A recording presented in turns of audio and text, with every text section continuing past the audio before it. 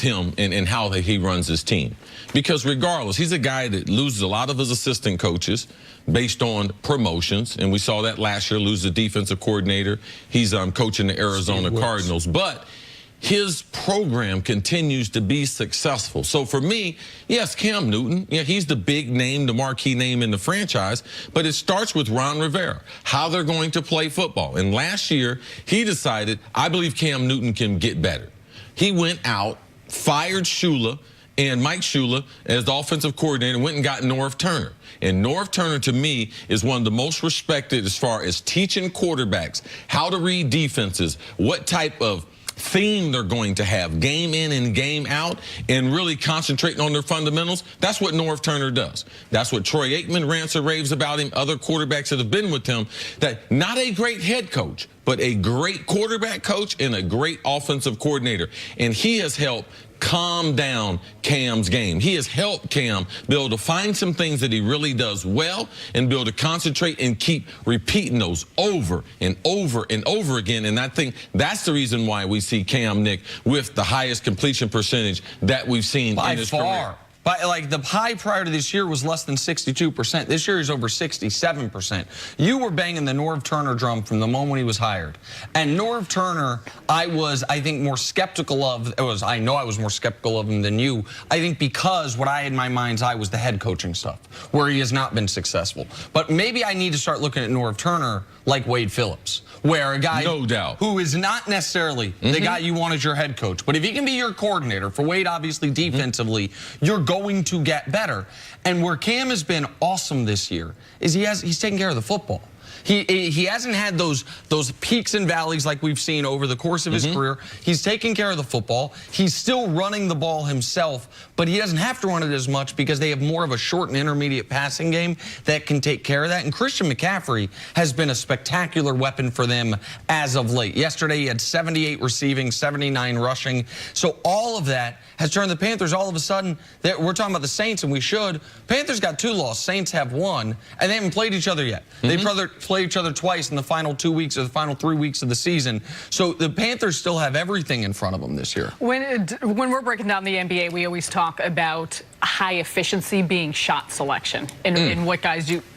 CC, for me, with Cam Newton, explain what exactly he's changed with his decision-making that's allowed him to make this jump. Yeah, just like the NBA, I think that if you were trying to correct someone shooting, first thing you would do is find out where they're shooting from, what spots they want to shoot from, what are their good spots, and what are the bad spots. And I think that Norv Turner, he looked at all the games that Cam's played in and looked at when is Cam efficient.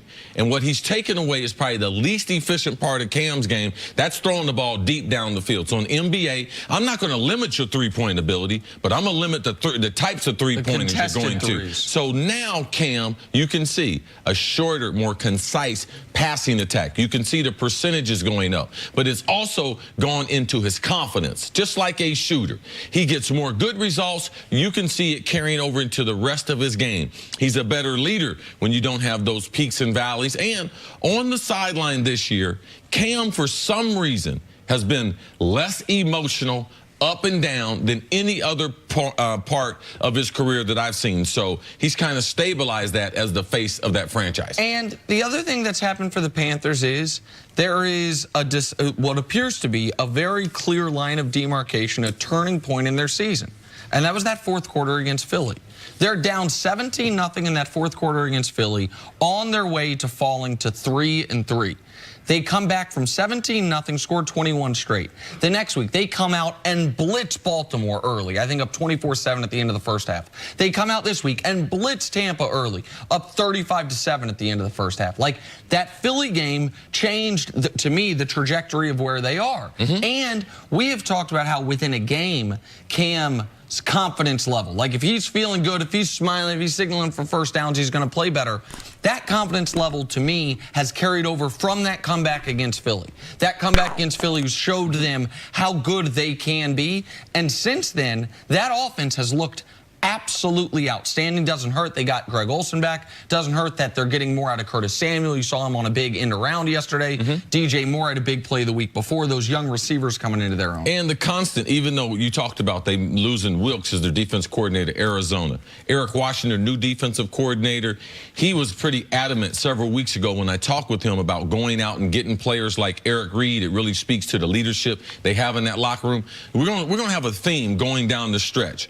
Teams trying to get better and teams saying they're wanting to win. Green Bay, they say they want to win, but how are they actually trying to get better? Carolina, they did what was best for their team. They needed a safety. They went out and signed Eric Reed. And I want to give them credit on the Eric Reed thing because they also, on their team website this weekend, did an interview with him. Because Eric Reed obviously wasn't in the league, seemingly because he was kneeling during the anthem. They did an interview with him where he talked about how his mother was active duty military. He has 10 military. They are leaning into it. They are not trying to hide who Eric Reed is and how is he paying them forward. Well, he had a huge interception in yesterday's game early, almost returned for a touchdown. He's been one of the best mid-season additions any team has made this season. They didn't have to give up anything for him. He was off there on the street. 32 teams could have signed him. That new owner in Carolina greenlit it. He's been a big addition to their team. We're going to talk about the team headed in the other direction coming up. Is John Harbaugh coaching for his job? That's next on First Things First.